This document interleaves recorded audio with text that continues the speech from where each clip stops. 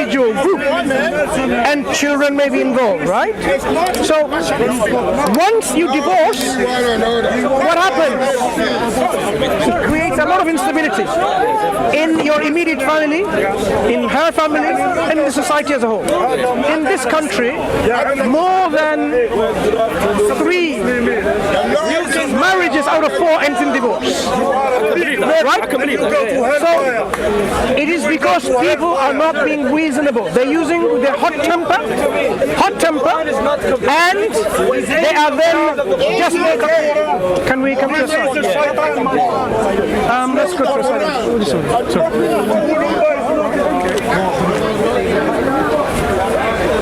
Give me 1 minute. Give me a minute. No, you're more than welcome to listen. No, she just needs to go to the toilet. We'll go over in a sec. Why don't she go and come back? I don't know. I'll go. Yeah? It's alright. No. You should. This is not right. If she needs to go, be merciful. Wait, it's fine. Wait. Are you sure? Yeah. She'll be alright. Yeah. Okay. When you finish your song, I'm waiting for you, but go on. What I was saying, the steps that you should take on someone who's persistent in misbehaving, it needs to be very thought of. You have to be thinking ahead.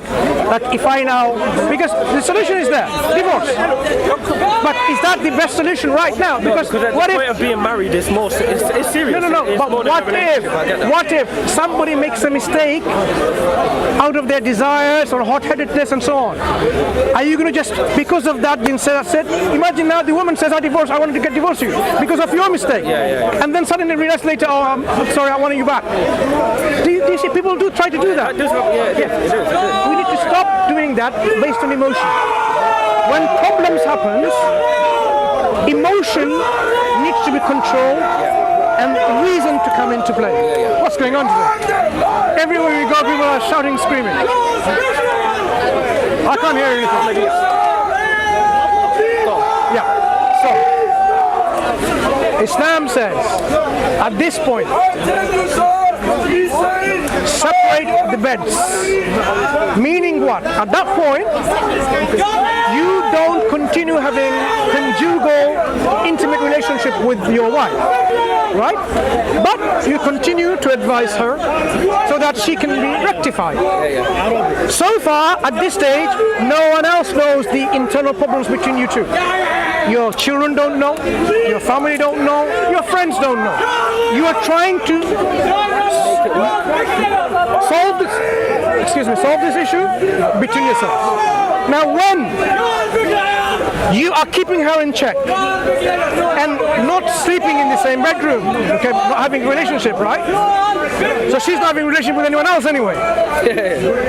And continue to advise her. There will come a time where the need will be felt. That you are, this is what husband and wife, you will feel the need. Eventually, she will, you expect, to say, I'm sorry, I made a mistake. Okay? So the Quranic prescription is going along this line. Just like when you go to a doctor. When you go to a doctor and you say, I have pain. And the doctor say, okay, fine. Where's the pain? You say, Penny's here. He said, okay, fine. Let me cut it off for you. No. Maybe there's ways of solving this pain by other than cutting it off. Maybe you just need paracetamol or painkiller. Okay, take paracetamol regularly and come back. And if it goes, that's it. You've solved the problem without cutting your stomach. But what if you went back again and you say, I'm still having pain. It's getting worse or something. Or it's still saying, it's bothering me. I can't sleep, I can't work, I can't study. The doctor just simply cannot say then, carry on having it. He has to give you a different prescription, perhaps a stronger prescription. And that's what they usually do. I'm sorry, I want to apologize. I didn't know that private... No problem. Is it explaining that's what I'm explaining. You're more than welcome to listen in and learn. So, a doctor then should give you a stronger painkiller or a different type of painkiller because this is not working. And they will say, okay, try that. If it works fine. Problem solved. If it doesn't work and you come back again, then they will try something else. Similarly, the Quran gives you in instructions or prescriptions, one stronger than the other. Yeah? Because the strongest of the solution is divorce. If something is like, say, you've got something happening there, if you cut it off really, the offending part is gone. Okay? That's it. When does the beating come in? Wait, slow down. You're just jumping. When does the operation come in? Operation comes in when? When you realize the problem doesn't go away. So you need another strong painkiller, a strong medicine. When you have continuously advised someone, look, we love each other, we shouldn't be misbehaving like that, and you continuously say that in a reasonable way, and you suspend your conjugal relationship because of this issue, and still the woman is persistent, it tells you there is something not quite right with the psyche of that woman. Because that woman should acknowledge her mistake, apologize, and mend her ways if she really wants to be in a loving relationship. That's what you expect from a reasonable woman. But if you persist on that, then you're saying something's not right. She's not behaving in a proper way. So what is wrong with her? Okay? So you're going to have to remind her, and you are approaching as a Muslim woman. Remember, this prescription is not for non-Muslim women. So this is all in the context of Islamic society, where a woman knows the Quran, the man knows the Quran and the guidance on the issues of marital discord or disharmony, and knows the responsibility of each other, how they should be loving and caring and trust in the marriage with each other. So the woman knows that it is her duty to be chaste and supportive and to protect what God, Allah, has ordered her to protect. Whether it's her own chastity, whether it's the property of the husband. Imagine now your wife sells all things that you love, your Jaguar, your Rolls Royce, whatever you had. Come on, your $1 million boot for your football that you bought an auction, whatever. Right? Personally, you might get angry with that. She's not supposed to do that. This is a trust and a relationship in marriage between you two. That's where it is. Like, we'll look after each other, we'll protect each other and our interests. Your interests were like, this is my hobby, for example. I play football. I bought this boot, which is £1 million. I don't expect you to sell it for 1 penny. What was that? A joke to me? I don't like that joke. So this is a trust, level of trust placed between these two individuals in a bond, in a contract. Remember, marriage is a contract. Islam, marriage is a contract. So Islam doesn't want to dissolve the contract like that. It wants to maintain this contract in a very nice, amicable, harmonious, peaceful way, so that you both develop, flourish, and of course you support each other. Yeah? This is how it is.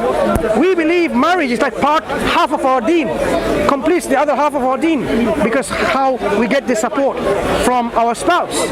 So if you find she's still misbehaving, then she should know the next prescriptions are going to be stronger and harsher. No, relax, I'm coming. I'm not going to just simply avoid that. The whole idea is bringing you to this issue. Then reminding her that, okay, look, if you've overstepped that, the next one will be a signal to almost towards coming to the end of divorce. We don't really want that, do we? So you're going to say, look, fine, the Quran says, فَضْرِبُهُنْ وَضْرِبُهُنْ, and beat them. Now, you might think, oh, what, beat? How does Islam allow beating? But what is the nature of this striking and beating or hitting? What is the nature? Is it that you punch someone, make them black and blue, and destroy her face and make into a different map in her face or something, or anywhere? No. The Prophet ﷺ explained, so did the companions of the Prophet. So you can't hit her on the face or in the private parts or even leave marks. Not leaving marks? What kind of hitting is that? What kind of hitting is that? Not leaving any marks. So the companions, what they did and what they showed is by using like a handkerchief or a miswak, you know, a toothpick that we brush. It's like a forerunner of the toothbrush. If I did that to you, of course your hands are going to fall off, and you have to say, look, I've so much bruise. This, I would say, this is a symbolic step that I have even now put my hands on you physically. How could I? To put hands on a woman, not allowed, firstly. And then now I'm putting that on you, saying, look, something that is not even allowed, but I'm just pointing towards you that you have been overstepping the boundaries. By doing that, avoiding the conjugal relationship, continually advising you, I'm not beating you black and blue, you realize the next step is approaching, which will be most likely divorce. But before that, there is one more step, which is now it's no longer between you and me anymore. Meaning between you and the wife, I mean. It's no longer between the husband and the wife. Now you take it to the most trustworthy, knowledgeable arbitrator, wise arbitrator from your side and from her side. Why? As a last chance to see if she can be amendable. We are not simply saying I'll divorce you still, because there may be still a chance that she eventually realizes her mistake and says, okay, fine, let's come back to our lovely relationship of marriage. We got married and we love each other, and just because of this. So arbitration between the families. They would sit down and reason with both of you. What's the issue? Why are you doing this? Why are you persisting on it? Reason, advice, to a point where they will say, look, if you don't understand the grievousness of your action, we're talking about the misbehaving wife, you know what's coming next. It will be a divorce. Not beating you and killing you or whatever because what you've done. Amicably saying, we cannot live together anymore. You go your own way, I go one way, but I will support you until the waiting period is over. Even maybe even 1 year or so. I will look after, this is the responsibility the husband will have of a divorced wife. But we don't want to go that step. If arbitration helps, and Allah says, as-sulhu khair. Reconciliation is better. Yeah? If they want to reconcile, Allah will help you to reconcile. So hopefully, between you two individuals, when it went to the arbitrator, maybe your grandfather, maybe her uncle, whatever, very wise and experienced individual, very knowledgeable, and they say, look, this is the issue, and maybe both of you realize that this is how we can solve it. End of the story. But if it doesn't, then you say, fine, we're going to have to mutually depart from each other. So you take those necessary steps. Yes, that is the natural steps of prescriptions to someone who misbehaves in a marriage in Islam. Is the same steps granted for women? No. That's what I was going to ask. No. Why? Then where's the equality? No one believes in equality. I do. I'll tell you that you don't in a second. And I'm someone that doesn't believe in... I will show you I'm not Christian or Muslim. No, I will show you to you. This is something that is a point that makes me disagree with the... So I will show you, we can explain that, no problem. We'll come to that point about equality, okay? There's different levels or spheres where equality should be applied, but there is no such thing as absolute equality anywhere. No, but in a relationship, I believe... In a relationship, look, we are talking about steps of taking something. Man, by their physical nature, can show to the woman that, okay, now I'm coming to the next step. Woman would be sometimes afraid to do that. Well, she's not. Listen. My sister, if we are talking about now. She'd batter him. Listen. Because she's not that. You are talking about exceptions. Islam is not for only certain individuals. Islam for all people at all times. So it has to give you solutions that is applicable for all, not one or two individuals. If that was the case, then you would expect all women to go in the front line in the battle, in the warfield. They're not there. Why aren't they there? I don't believe him. But I get your point.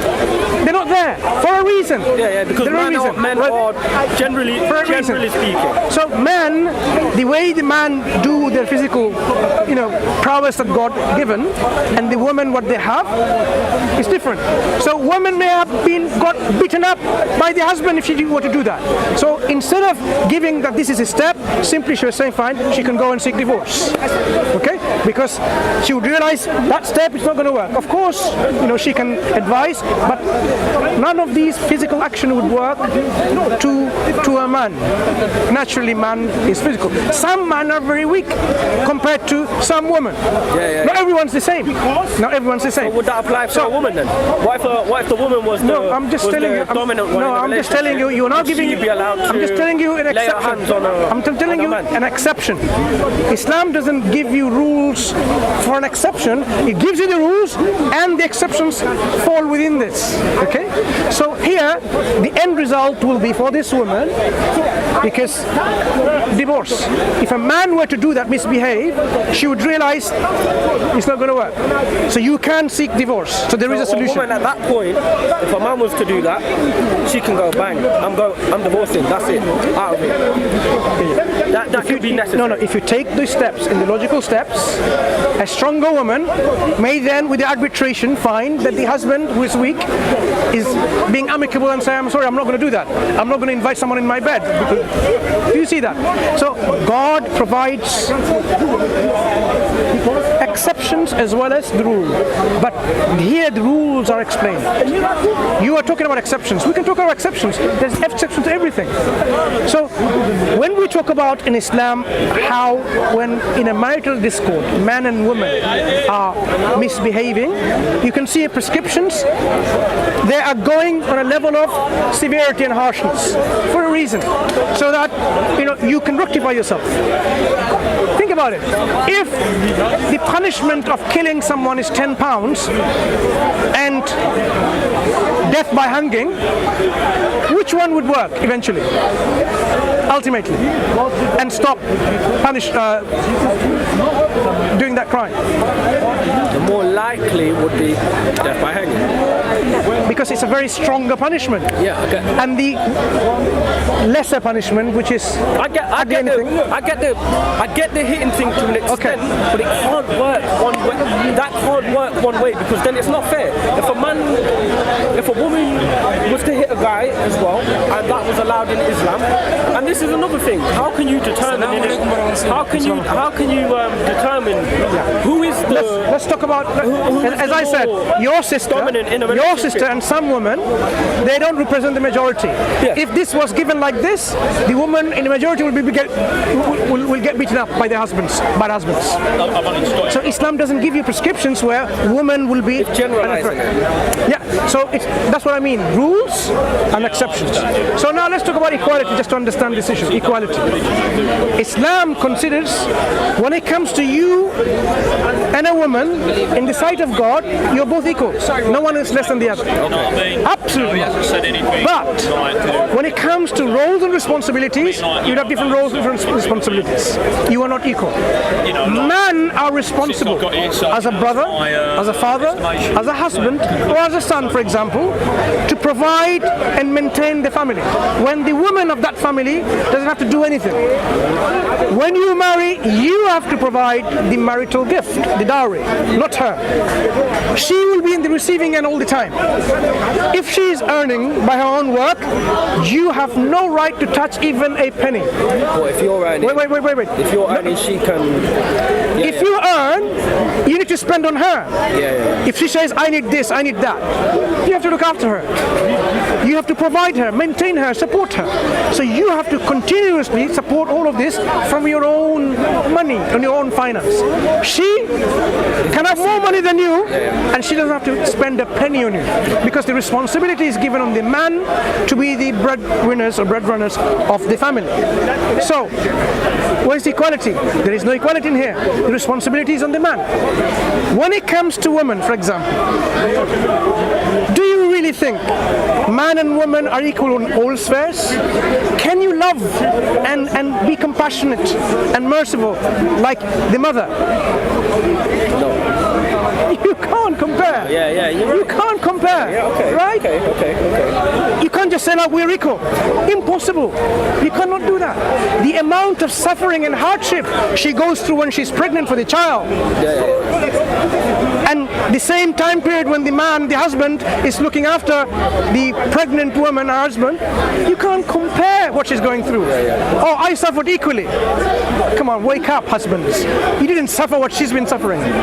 So, equality has been misunderstood in the West for a reason, deliberately. Why, at one point, women were treated like animals, and they were truly treated like animals, without a soul.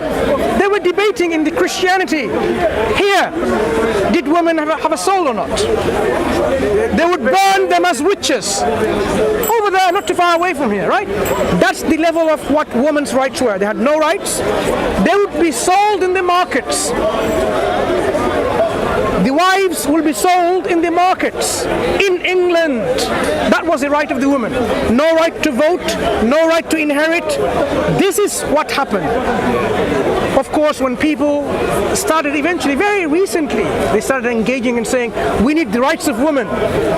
Then they pushed to a level where I said, oh, not only equal, they want to go, this feminism started like this, to a point like everything is equal. No, not everything is equal. For example, do you see transportation system in UK? Have you? Of course you have. You've been to a bus, on a train? Yes. Okay. If you sit on a seat and a pregnant woman comes along, or a very elderly woman comes along, and she says, can you offer the seat? You say, no, I'm equal with you. Do you think that is okay? No, of course not. But you believe in equality. You're not saying it's not okay. It should be okay. Yeah, if you believe in equality, you should sit down and say, look, I have the equal rights. Islam surpasses this kind of superficial equality and goes into what we call justice. So he will say, justice demands that you give up the seat to this elderly woman, or elderly man, or a disabled person, or a pregnant woman, because you are more capable of standing yourself and offering the seat to them because they're the ones who need it. So this equality is gone out of the window here. No equality. Now, okay, fine. Let me give you another example. A match you're going to watch. Football match. Remember we talked about footballs. So there is a wall there, quite a high wall. And you want to see beyond the wall where the playing is happening. So you came, so did a 5-year-old. He's very enthusiastic with, right? So I offered you, because you can't even see it, so I offered a stool like this, right? Same level to you and to that child. You are able to see it and enjoy the game. But that child, because it's lower, still can't. I gave equal rights. Do you believe in equality here? I get what you're saying. See, equality sometimes needs to be forfeited with practicality and justice. Yes, in general, we should have equal rights. When it comes to legal matters, yes, of course, we need equal rights. Man and woman should be treated equally in the eyes of the law. There shouldn't be this nepotism or despotism, whatever, favoritism, all of this. There shouldn't be. Equal rights. But when it comes to God assigning roles and responsibilities, there might be difference because of wisdom and justice. That is why in Islam, do you know the laws of inheritance? The brother and the sister, they get different shares. The brother gets double portion of the sister. Inheritance, the money that they inherit without doing any work from their father or mother. Why? Very good question. Now, this money that left behind has to look after his family. Yeah. When the father dies and the son becomes the only person who's going to look after the family, imagine the son gets equal share. Daughter gets equal share. She doesn't have to spend a penny of that. The son has to spend a lot of it on that sister of his. And when he gets married, he needs to also give money to his prospective future wife too. So she's always in spending, and woman always on the receiving end. Now, justice demands that because of your level of responsibility, you need more money to spend and to maintain. And that would be fair. And this is what Islam does. It gives you double portion to the son. This is not about general for man and woman. Islam doesn't say man has double portion than woman. Absolutely wrong. It's only when it comes to brothers and sisters, son or a daughter. Son, okay. I do feel. Let me finish this example. Let me finish this example. Then you realize the justice of Islam. It's only between brothers and sisters. The portions are different because they need to provide and maintain and spend more. So it's only fair that he gets more. But is it same for uncle, the brother, the cousin, whatever? No. Sometimes you'll find when it comes to man and woman, the woman inherits either equal or even more, or she inherits and the man counterpart doesn't inherit. Why is that? Because of, again, the nearness within the family and the practical support that is needed to be provided from this money that is inherited. In brief, there are 31 situations in Islamic law man and woman inherit. Out of this, 4 examples only out of 31. Women inherit less than man. But other cases she inherits either equal or more, or she inherits and the man doesn't inherit. So you see where I get that, but the thing is, I don't feel like you're not. There's not a sense of equality or justice in Islam. like for what? I feel that can be proven. Like there is. It is. As you realize, I've given an example from inheritance. Now you realize, and I get that, but that's not. See, I'm not a person to say like Islam is not justice. They're not just. They're not equal. But it's just that main key factor of the hitting the women, which you said you can't leave a mark on their skin. But that's where I question that even if you can't leave a mark on someone's skin, what on earth is it going to teach them? yeah, next step is due. It tells you next step is due. It tells you that now in a loving relationship where there shouldn't be any physical fights between you two, fights and arguments, and now come to a stage where man is actually raising his hands and physically hitting with something, even if in miswak. How can you even have that? What's the point? The point is the point is to really wake her up. The point is to show that this is the time she needs to come back to the senses, because the separation of bed should have been necessary. What should have been worked in the first place is this mutual discussion that you had when you controlled your anger and you said, look, don't do that, stop doing this. That's where my point lies. At that point of having that mutual discussion, maybe the split in the beds you can come back from. But after laying your hands on someone, it's not working. The relationship is not working. So but what if now, after this, she realized, if I don't stop now, the next step is divorce. I get that. If she really, think about it. Divorce is the most contract that's laid in place. No, and I get that because they know the next step after that is going to be divorce. So I can see where you're coming from in that perspective, like entirely. Because Islam is all about saving marriage, my and you friend. got saving marriage, and she is a Muslim. That's not a contract. Saving marriage, saving the children which are going to be from this divorce and the suffering they're going to have. You know how the society is suffering because of one-parent families? These children are growing up emotionally handicapped because of one-parent family, because of what they've seen their father and mother went through. Islam is saying, no, keep it between yourself and resolve the matter. Don't divorce, because if you want it's a good conciliation. But me personally, you can think about it. Remember, okay, look, because you might. I think it would be a bang-on system if you just left the hit in the female. Let me tell you something. There are many things in the legal system you might say they're so harsh. Why do people get death penalty for treason? In America, supposedly a civilized country, lethal injection by death or by hanging or whatever. You might say, why? Why do you have to kill someone, take the life away. You personally might question that because you're saying it looks very harsh.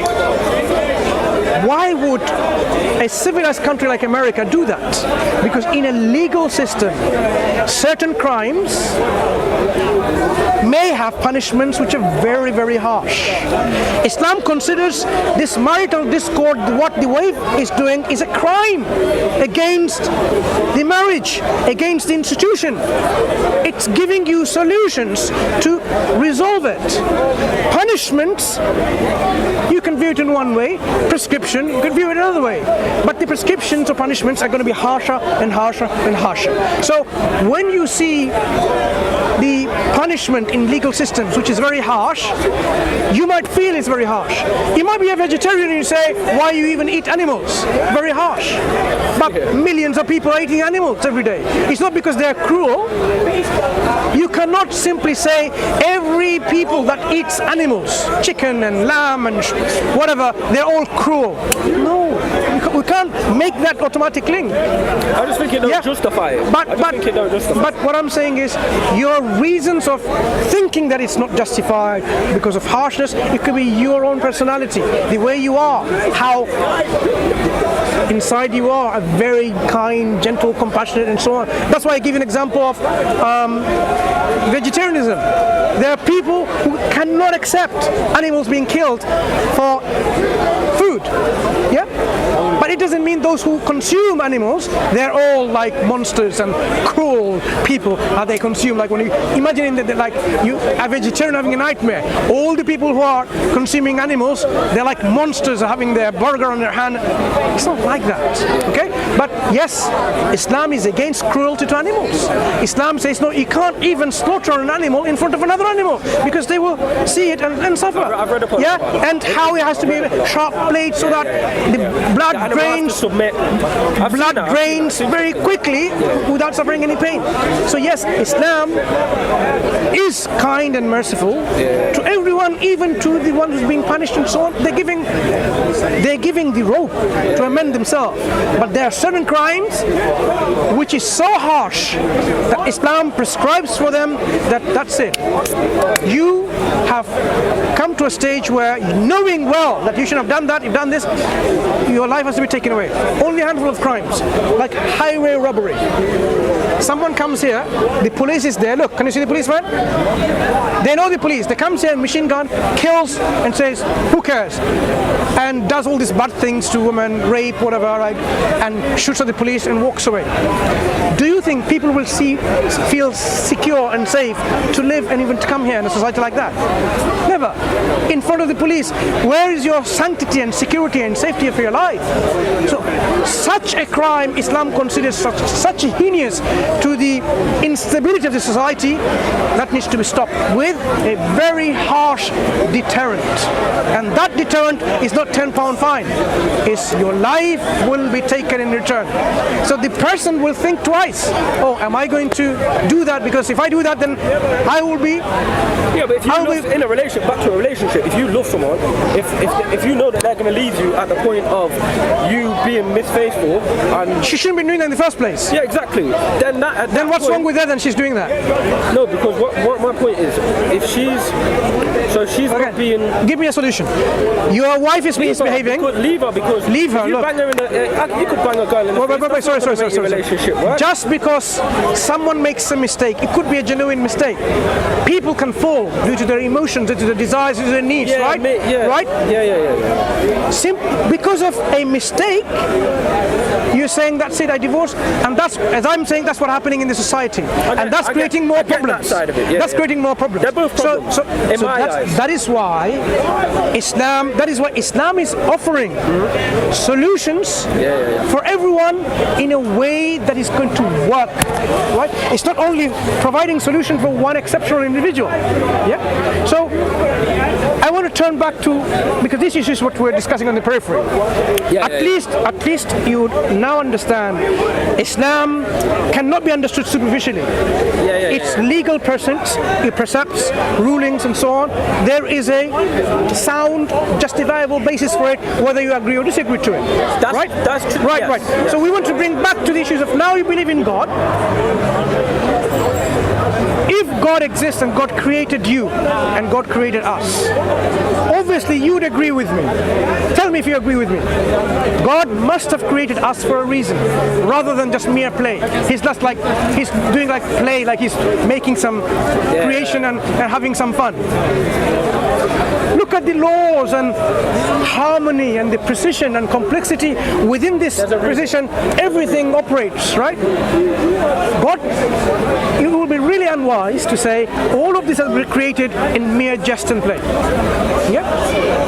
It's not even reasonable to even assume. So if there is a reason for our creation, you would accept eventually that the reason has to be that we submit to our Creator, whatever reasons He asks us to fulfill the reason for our creation. So we are told in Islam, وَمَا خَلَقْتُ الْجِنَّ وَالْإِنسَ إِلَّا لِيَعْبُدُونَ. Allah says He did not create man and jinn except that we worship Him. Worship is a term often misunderstood again, but in essence it's showing gratitude to God in the ways that God expects you to do, in the way that God sends His prophets and messengers and show you how you show gratitude. Imagine now you with your relationship with your wife, she wants to show that she loves you, and the way she shows her gratitude to you or love to in a particular way. And imagine that is something. Okay, let me tell you, you want to show love to your wife, right? That I love you. You want to express the love to your wife. You want to show how much you love you. And remember we talked about football. You love football so much. Your £1 million boots, right? You played with it and smelling. And your wife doesn't like football, but she tolerated it. And then you offered her this football boot. She doesn't like smelly football boots anyway. She may appreciate your gesture, but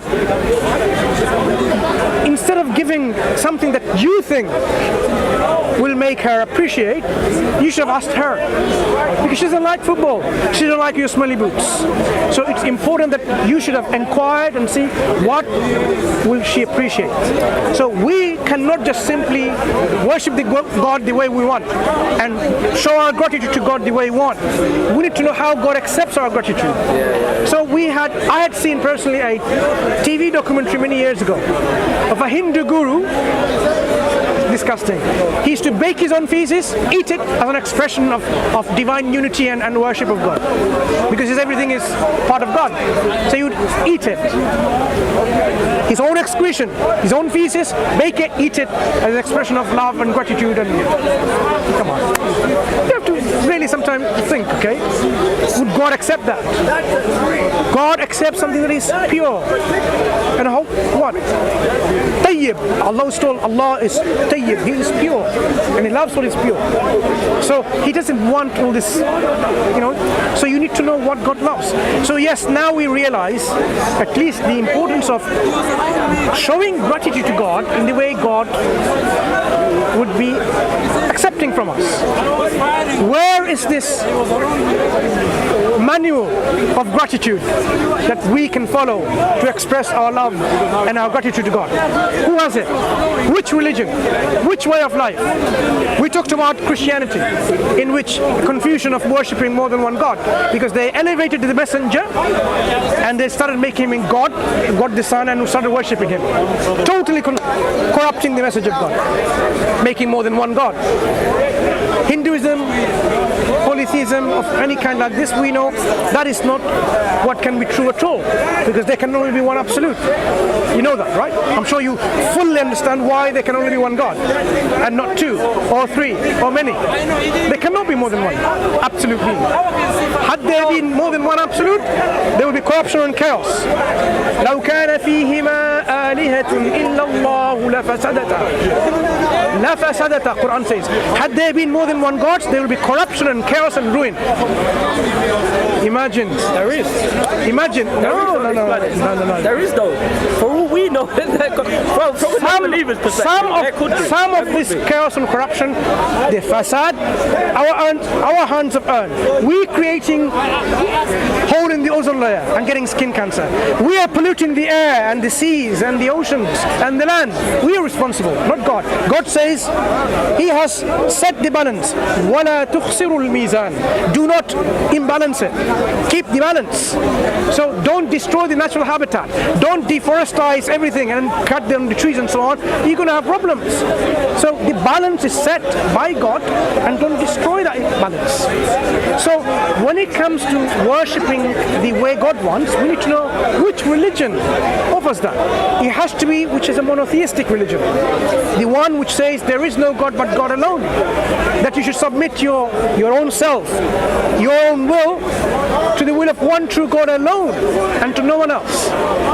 Bowing down to no one, no man, no woman, no flag, no nation, no pop stars, but showing the worship only to God who deserves our worship, because nothing else deserves our worship. So which is that religion that shows you without any ambiguity, without any corruption, without anything that your heart and mind will not accept? Islam tells you worship no one but God alone. Avoid, it says, يَعْبُدُ اللَّهَ وَاجْتَنِبُ الطَّاغُوتِ. Avoid false gods. False god could be your own desires. False god could be a leader of a nation. False god could be a saint which is taken to be someone who's going to help you in your need. All of this can be false gods. But worship God alone, the creator and the sustainer of this universe. Islam tells you that. Now Islam tells us this.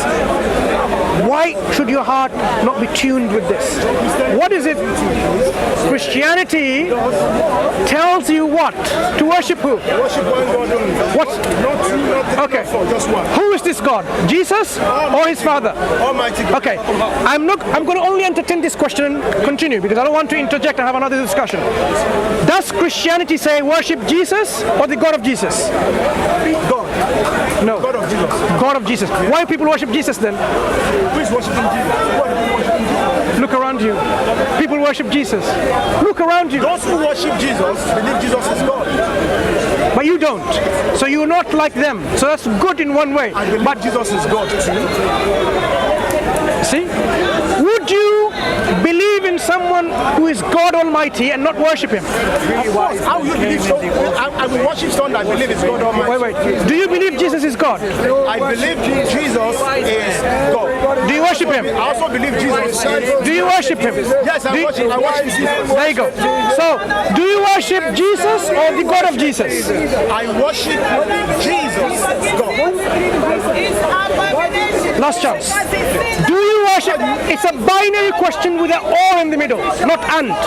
Do you worship Jesus or God of Jesus? I worship Jesus who is God. I've answered the question. Okay, he hasn't, of course. He hasn't. I worship Jesus who is God. So what you should ask me is, how is Jesus okay, God? let's continue. Okay, let's. Jesus is God. Yeah, that's true. He doesn't understand. That is a problem. how is Jesus God? That's what confuses me. But I didn't want that. You know what's happening? You know what's happening? If Jesus is God, is He 1/3 God or 1/2 God or one God? He will say one God. And this one God, did He worship someone else? Yes, He did. Jesus worshipped another God. Jesus did not worship Himself. Jesus did not worship Himself, but He worshipped someone else, who He said He was His God. So there's two gods.